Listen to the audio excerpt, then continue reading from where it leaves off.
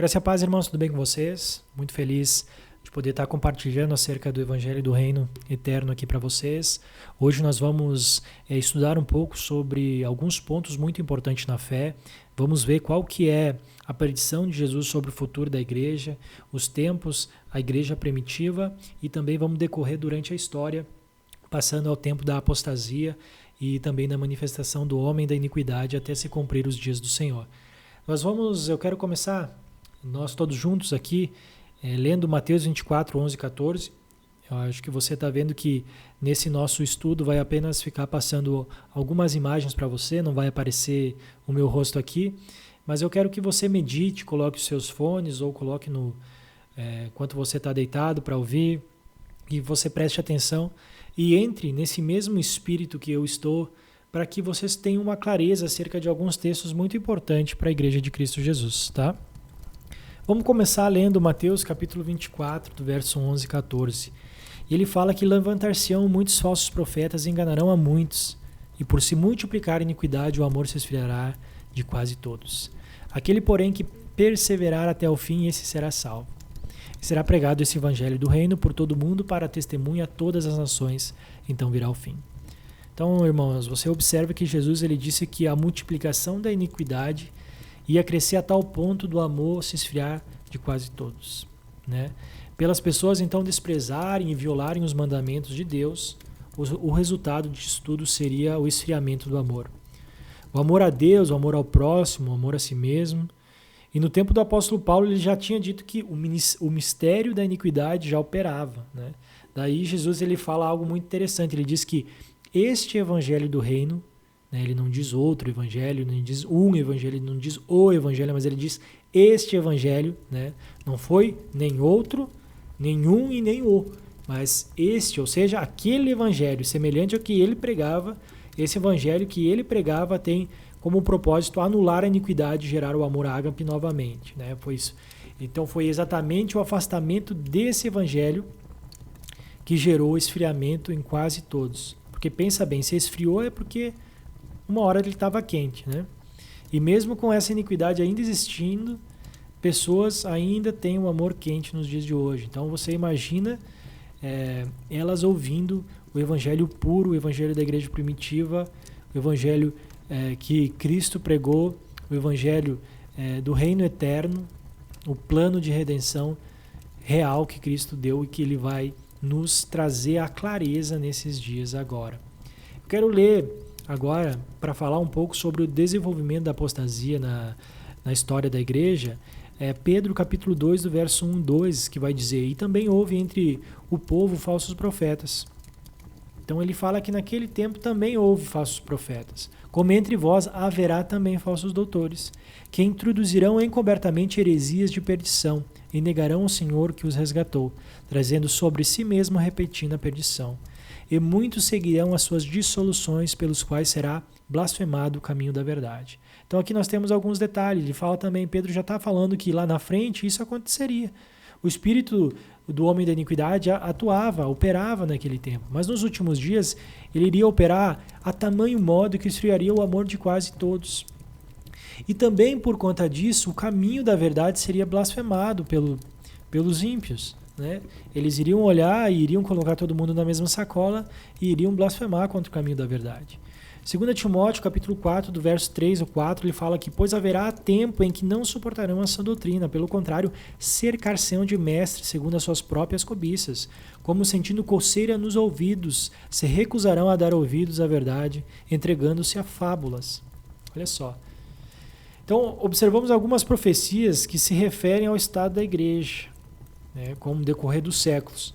Uma igreja que antes gozava então de poder e de um amor verdadeiro, estavam vivendo ali situações tenebrosas, o espírito profético nos apóstolos trouxe grandes revelações, então havia uma expectativa muito grande de uma grande apostasia vir e governar a igreja.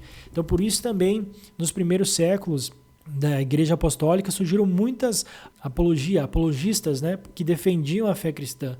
E nós vamos ver alguns deles agora aqui, eu vou citar alguns nomes para vocês terem noção que esses homens, eles estavam dedicados a igreja andar num único só pensamento, em um só pensamento, em uma só fé, em um só estado. E isso aconteceu até ali o Irineu de Leão, que eu vou falar aqui para vocês agora, tá? Então nós tivemos no primeiro século Simão o Mago, que foi um do grande apóstata, tá? Agora eu vou citar para vocês os apóstatas, tá? Que ele foi considerado o pai do gnosticismo. Em Atos, no capítulo 8, do 9 a 24, vai falar sobre isso. Depois teve Ebion, que ensinava o retorno ao judaísmo. Cerinto, outro gnóstico, né?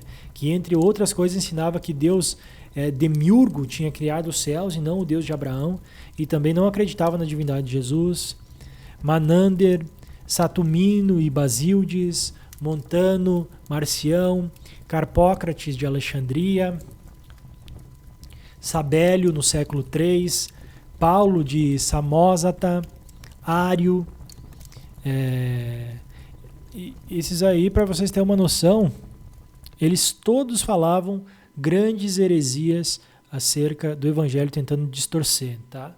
Então vamos lembrar, meus irmãos, a gente está enumerando aqui, obviamente não dá para detalhar cada um deles, né?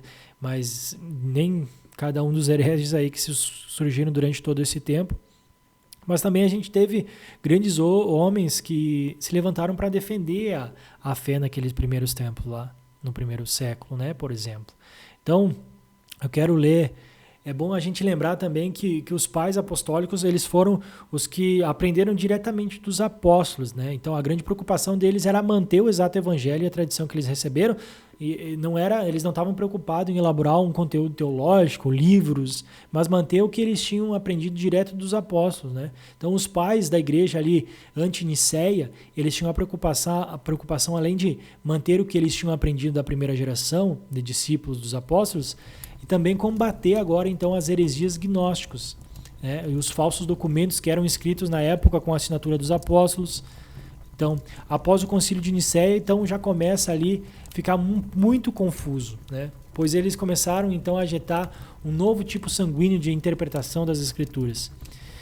Por isso, nós vamos usar apenas aqui os pais apostólicos e os pais ante-Nicéia. Então, de 65 depois de Cristo até 185 depois de Cristo. Nós temos então aqui, vou citar alguns para vocês, a epístola de Clemente aos Coríntios, que foi escrito de 65 a 93, ele foi um bispo da igreja romana de 91 a 100 depois de Cristo, foi companheiro e colaborador do apóstolo Paulo, como está escrito em Filipenses capítulo 4, verso 3. Ele escreveu uma carta à igreja dos Coríntios que novamente se encontrava em dissensões. Também temos a epístola de Inácio, entre 110 e 115, ele foi bispo de Antioquia e discípulo de João. Também conheceu o apóstolo Paulo, escreveu várias cartas às igrejas enquanto ia para o martírio em Roma, onde foi então ali devorado por leões. A epístola de Policarpo aos Filipenses, cerca de 110 depois de Cristo. Epístola de Barnabé, apesar do nome não dá para a gente provar que seja Barnabé, o companheiro de Paulo. Essa carta ela foi visada principalmente a combater as heresias judaizantes. E foi encontrada no manuscrito sinaítico da Bíblia, no fim do Novo Testamento. Então nós temos Didaquê, o ensino dos 12 apóstolos também, Pastor de Hermas, Justino Mártir, Teófilo de Antioquia, Artírides de Antena e Irineu de Leão. Aqui eu quero pontuar, tá? Irineu de Leão, cerca de 185 depois de Cristo, ele foi o bispo de Leão, na Gália. Ele também foi mártir, tá? Ele escreveu a obra importante contra as heresias que surgiram em meio ao cristianismo, sendo a principal heresia o gnosticismo. Ele foi discípulo de Policarpo e Pápias e o último dos pais da igreja a defender biblicamente a verdade do reino de Deus e a vinda de Cristo, tá? Ele evitou a armadilha de defender a fé com filosofias e tudo mais e deixou como legado um testemunho mais que veemente da fé autêntica no reino que posteriormente foi suplantada pela apostasia da igreja. Esses brilhantes defensores da fé cristã, eles foram um escudo da fé nesse tempo. Eles também foi um tempo de muita perseguição contra os nossos irmãos. A igreja, mesmo que em tempos de muita apostasia, ela conseguia manter os pontos mais importantes da fé cristã, e esse testemunho está documentado por Irineu de Leão, bispo de Lyon da França, e discípulo de Policarpo, que foi discípulo direto do apóstolo João também. E ele escreve o seguinte, olha que interessante aqui, ó. Tendo, portanto, recebido esta pregação e esta fé, como dissemos acima, a igreja, mesmo espalhada por todo o mundo, as guarda com cuidado. É como se morasse numa só casa, e crê do mesmo modo, como se possuísse uma só alma e um só coração. Unanimemente as prega, ensina e entrega, como se possuíssem uma só boca. Assim, embora, se pelo mundo sejam diferentes as línguas, contudo, da tradição é um só e idêntico. Olha só que interessante, né? Interessante não, olha que grandioso. A fé da igreja era só uma, o evangelho pregado era só uma, né? O entendimento da igreja acerca da volta de Cristo era só um, né? Não existia pré-tribulacionismo mesmo, pós, calvinista, arminiano, não existia, a filosofia não havia entrado. A fé era comum entre todos. Então algumas pessoas até hoje vão falar bem assim, mas como é que tu vai querer, a gente vai pensar todo mundo igual? É impossível. Será que seria impossível? A igreja até o século III não era impossível. Irineu de Leão testemunha isso nos escritos dele. A fé era unânime, o ensino era unânime, porque eles não estavam se importando em escrever livros de teologia, eles não estavam tentando reinterpretar segundo o tempo que eles estavam vivendo, porque havia uma transição ali, né? Roma transicionou a fé. Aquele período de grande perseguição, o contexto era um contexto bem complicado, mas eles não se encaixaram em um contexto para reinterpretar os ensinos dos apóstolos. Não, eles mantiveram o ensino dos apóstolos. E isso que faz o nosso estudo aqui magnífico, tá? Então, qual que é a importância dessa nossa primeira parte do estudo, com todos esses dados históricos que eu estou dando para vocês? É simplesmente mostrar que o que está nesse livro tem um eco forte nos primeiros cristãos, entre aqueles que foram discípulos diretos dos apóstolos, né? Então, agora, eu quero ler com vocês, quero compartilhar com vocês aqui uma citação. A igreja, né, recebia, no começo ali, ela recebia constantes ataques de gnósticos, né, e perseguições do império. Por isso, dava ainda mais poder para eles. Isso, quem disse, na verdade, foi Tertuliano. Ele falou que o sangue dos mártires era a semente dos cristãos. Tá? Então a gente vê, agora eu vou compartilhar do primeiro historiador cristão, como ele enxergou a vida dos cristãos nesse período, e observe que mesmo a meio toda essa caleuma herética e cantombe devido às perseguições, a igreja ainda ela mantinha muito das características da igreja dos apóstolos. Eusébio de Cesareia diz assim, deixa eu ler aqui para vocês. Irineu, coincidindo com as narrações que discutimos anteriormente nos livros, que em número de 5 intitulou Refutação e Destruição da falsamente chamada Gnosis, esboça também estas coisas. No livro segundo da mesma obra assinala que em algumas igrejas persistiram inclusive até a ele manifestações do maravilhoso poder divino. Ele o diz com essas palavras: muitos lhe falta para ressuscitar um morto, como fizeram o Senhor e os apóstolos mediante a oração e como se deu na comunidade de irmãos muitas vezes.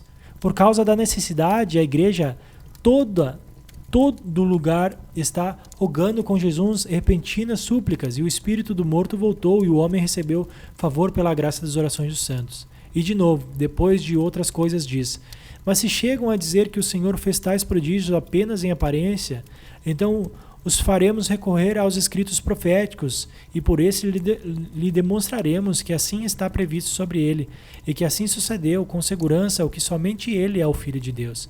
Por isso também, em seu nome, os que são verdadeiramente seus discípulos recebem dele a graça e a utilizaram em benefício dos demais homens segundo o dom que cada um recebeu dele. Uns efetivamente expulsam firme e verdadeiramente os demônios, de modo que muitas vezes aqueles mesmos que foram purificados dos maus espíritos creem e estão na igreja. Outros têm conhecimento antecipado do porvir, assim como visões e declarações proféticas. Outro ainda curam os enfermos mediante a imposição das mãos e o restituem sãos.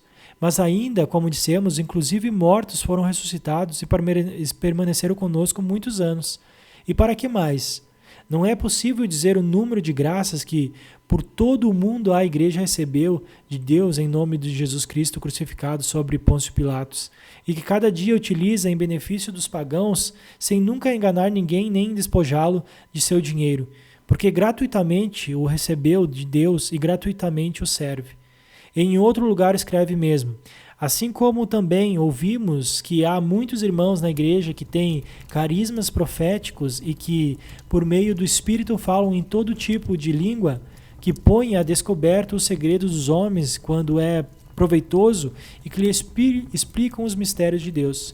Isto é o que há sobre a permanência dos diferentes carismas até os tempos mencionados entre os que deles eram dignos. Infelizmente, com o passar dos anos e por conta de muitas pressões, a igreja cansada, ela passa a mudar de comportamento, né? Ela começa a sofrer vários tipos de mudança. Então, nesse período de tempo, a gente vê que a manifestação de Deus, as ações de Deus, elas eram muito sinalizadas. Curas, sinais, prodígios, mortos ressuscitados. Por quê? Porque existia o evangelho do reino sendo pregado naquele tempo. Não existia interesse em lucros, não existia interesse em lucrar com a palavra de Deus ou de aparecer, não. Mas o único objetivo era manifestar que Cristo Jesus era o Filho de Deus e que ele vinha trazer, então, por meio da sua obra, a salvação e a redenção da alma, né? E nos encaminhava, então, para um reino eterno. E qual é esse reino eterno? É o reino onde Cristo governaria sobre as nações e daria a seus eleitos a autoridade de reger os povos. Então, essa era a esperança da igreja primitiva. Ela estava pronta e preparada, então, para ressuscitar com Cristo e reinar com ele. Ser rei e sacerdote junto com Cristo. Então, Deus começa a restaurar a sua igreja.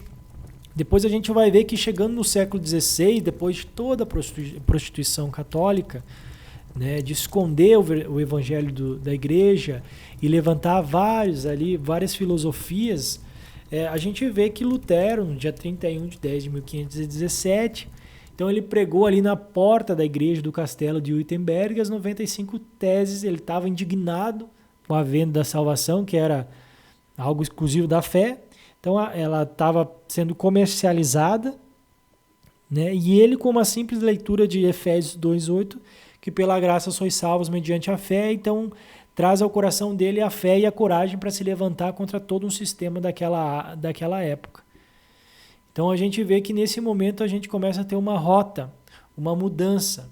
Então Deus começa a realinhar a sua palavra e trazer ali uma chama novamente para a igreja. Tá? Então a gente vê que desde o século XVI, Deus está trabalhando para restaurar a sua igreja paulatinamente, falando, né? Então primeiro vem a fé, depois vem a santificação, os dons espirituais. Estamos hoje nos tempos das trombetas, onde Deus está despertando a igreja para algo novo, para um grande despertar. E por fim nós vamos comemorar então a festa do tabernáculo, é quando Deus vem habitar na terra com os homens. Jesus Cristo vindo sobre a terra, milenarizar, governar a terra no seu milênio e a igreja juntamente com ele, né? Então existe um interesse de Deus nos mostrar muitas coisas da sua palavra, né? Daniel ele teve várias visões, né? Porém Deus ele foi enfático ao dizer que não iria revelar nada a ele em sua plenitude, porque haveria de revelar todas aquelas profecias no tempo do fim, por exemplo, ali como a estátua, né? Os 10 dedos da estátua, cada parte da estátua significando, representando um império que se levantaria e que cairia e ruiria, e o último império, então, que seria as partes ali da mistura de barro e ferro, que seria a tecnologia das 10 nações, os 10 dedos das 10 nações, mas enfim, isso é um conteúdo para uma outra hora, né? Então a gente vê que dali, de Paulo, deixa eu passar aqui, então, de Paulo até a igreja com Irineu de Leão, a gente tinha uma fé totalmente pura e limpa, né? Olha que interessante, Lucas capítulo 17, verso 22, ele diz que: então disse aos discípulos, virá o tempo em que desejareis ver um dos dias do Filho do Homem e não o vereis. Então, interessante ele falar isso porque um pouco antes ele tinha dito o seguinte, no verso do 10, 24. Pois vos digo que muitos profetas e reis desejaram ver o que vedes e não o viram, e ouvir o que ouvis e não ouviram. Então, o que temos aqui são duas declarações interessantes, né? Primeiro, que tudo o que eles viram e ouviram era desejado pelos profetas e pelos seus servos antes da vinda dele, né?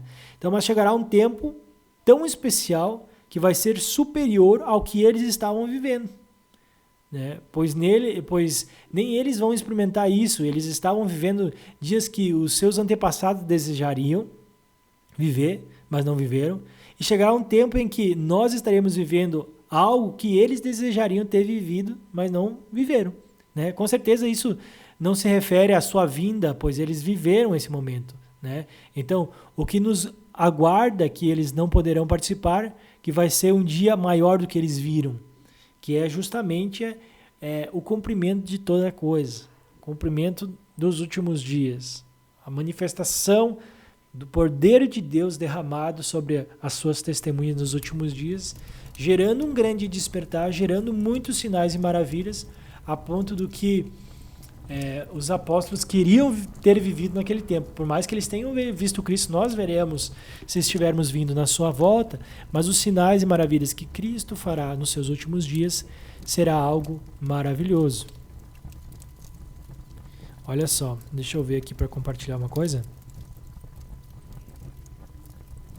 Em Daniel, do verso 12, 8, 9, ele diz: eu ouvi, porém não entendi. Então eu disse: meu Senhor, qual será o fim dessas coisas? Ele respondeu: vai, Daniel, porque essas palavras estão encerradas e seladas até o tempo do fim. Com certeza, Adonai, o Senhor soberano, não realizará nada sobre a terra sem primeiro revelar os seus desígnios aos seus servos escolhidos, os profetas. Amós 3, 7. Ou seja, aquilo que Deus tinha revelado a Daniel, hoje era revelado para nós. Ele tinha representado por meio de visões a Daniel, hoje a revelação é dada à igreja do fim. É isso que Deus nos convida a compreender aquelas visões e tudo mais, porque se tratava de dias de hoje. Então, quem vai fazer a gente entender tudo isso, obviamente, é o Espírito Santo que nos convence. Mas essa é a maravilha, então, do nosso áudio-vídeo de hoje, entendeu? É que a gente precisa voltar à fé primitiva. E não a fé primitiva dizendo apenas da simplicidade. Não, mas dos ensinos, um único pensamento, uma única fé, um único andar. Isso é muito importante para a igreja. Forte abraço, a graça e a paz a todos vocês e fiquem na paz do Eterno.